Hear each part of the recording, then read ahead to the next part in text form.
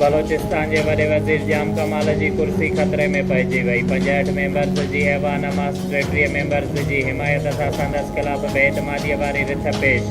जाम कमाल खां नाराज़ ग्रुप दावा कई है त संदसि 5 मेंबर्स गुम कया विया आहिनि। स्पीकर हिदायत बाद एक मेंबर रशीद बलोच ऐवान में पहुची वियो। जाम कमाल ख़िलाफ़ अदम एतमाद की रिथ अॻूणे सूबाई वज़ीर अब्दुल रहमान ऐवान में पेश कई, जंहिंजी 33 मेंबर्स हिमायत कई। बलोचिस्तान असेंबली जो इजलास स्पीकर अब्दुल कुद्दूस मुज़ज्ज की सदारत हेठि थी गुज़रियो। अपोजिशन मेंबर सनाउल्लाह बलोच चयो है त जाम कमाल 3 सालनि खां चूंडियल अवामी वज़ीर अज़म बदिरां आमराणे तरीक़े से हुकूमत करे रहियो आहे। सिंध काबीना मास्तरीअ लाइ पॉलिसीअ में कंहिं हद ताईं नरमी करे छॾी। हर सब्जेक्ट में 45 मार्क्स खणण वारी शर्त ख़त्म। मर्द उम्मीदवार लाइ 55 पासिंग मार्क्स बरक़रार। 50% मार्क्स खणंदड़ औरत ऐं अक़लियती उम्मीदवार पास सम्झा वेंदा। स्पेशल पर्सन लाइ भी पासिंग मार्क्स 33% रखियूं वयूं। सिंध काबीना सरकारी तोड़े निजी इदारनि में 25,000 रुपया पगार मुक़रर करण वारे फ़ैसिले ते अमल हर सूरत में यकीनी बणाइण की मंजूरी ॾेई छॾी।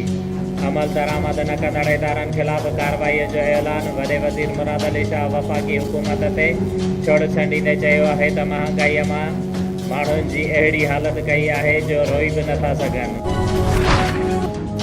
सिंध काबीना पाक नेवीअ जी हाउसिंग सोसाइटीअ लाइ 200 एकड़ ज़मीन ॾियण की मंजूरी ॾेई छॾी।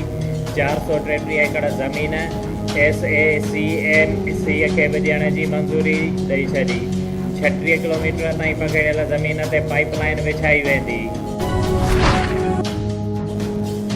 वॾे वज़ीर मुराद अली शाह चयो है त सिंध असेंबलीअ जे स्पीकर आगा सिराज दुरानीअ खे 8 महीना नज़रबंद रखियो वियो।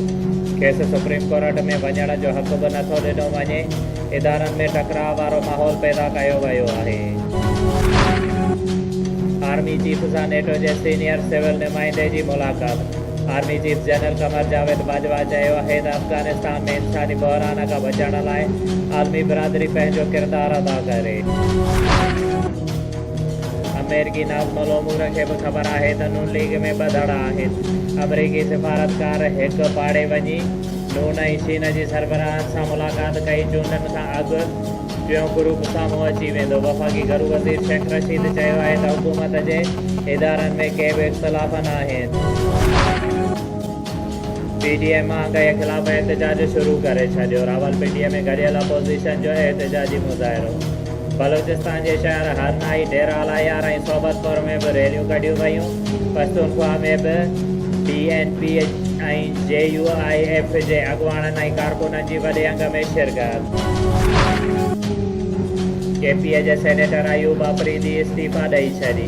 संदसि जाइ ते वज़ीर अज़म जे सलाहकार शौकत तरीन खे चूंडाइण जो फ़ैसिलो। अयूब अफरीदी वज़ीर अज़म सां मुलाक़ात करे इस्तीफ़ा पेश कई।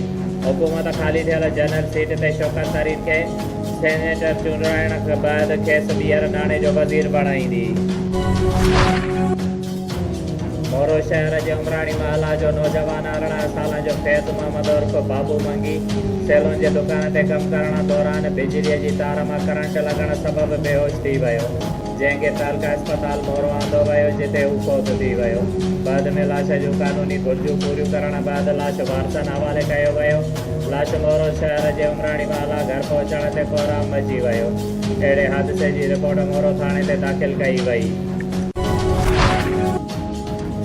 नवाबशाह बरसालांडी स्टाफ के रहवासी साजिद हुसैन कीरियो, अब्दुल रज़ाक कीरियो, जस्ता मगवान, अली रज़ा खासके, अली महबूब कीरियो ऐं ॿियनि नवाबशाह प्रेस क्लब अॻियां एहतजाज कयो। उन मौक़े ते साजिद हुसैन कीरियो दाहींदे चयो है त असांजो भाउ कुछ ॾींहं अॻु पंहिंजे मोबाइल जे दुकान ते वेठो हुयो त 2 कारुनि में 8 ॼणा सवार हुया, जिन मुंहिंजे भाउ माजिद कीरियो खे पकड़े ज़बरदस्ती खणी विया, जिन में 2 ॼणनि खे पुलिस जी वर्दी पहिरियल हुई। उन चयो त उन वक़्त GNC असां तव्हांखे थाणे ते दाख़िल कई है, पर अञा ताईं पुलिस असांजे नौजवान के ॻोल्हण में नाकाम रही है। उन चयो त असांजी कंहिं सां बि दुश्मनी न आहे, असांजी मदद करे असांजे नौजवान भाउ खे बाज़ियाब कयो वञे।